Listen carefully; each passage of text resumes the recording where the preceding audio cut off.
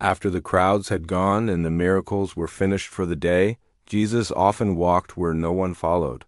One evening, after teaching by the sea, he sat on a rock while the sun disappeared behind the hills.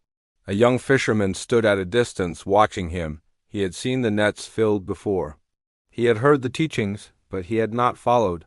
Jesus noticed him and said, "Come, sit with me." The man hesitated. "Lord," he said, "I am not like the others. I am afraid. I doubt. I am slow to believe." Jesus smiled gently.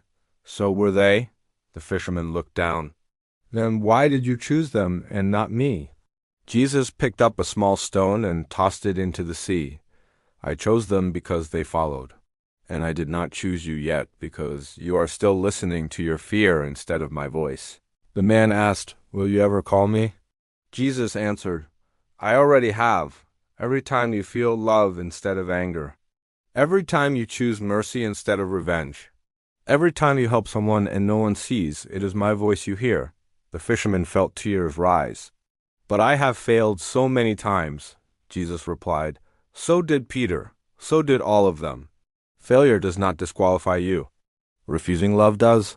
As the night grew dark, the man asked one last question. "Lord, why are some stories written and others forgotten?"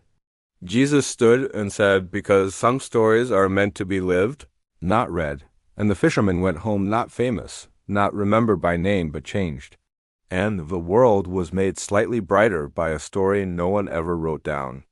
The lesson for today? Not every follower is named, but every act of love is seen. Faith is not only in miracles, but in quiet obedience. God works through unseen lives as much as famous ones. Your story matters, even if no one records it. The Bible tells us what happened.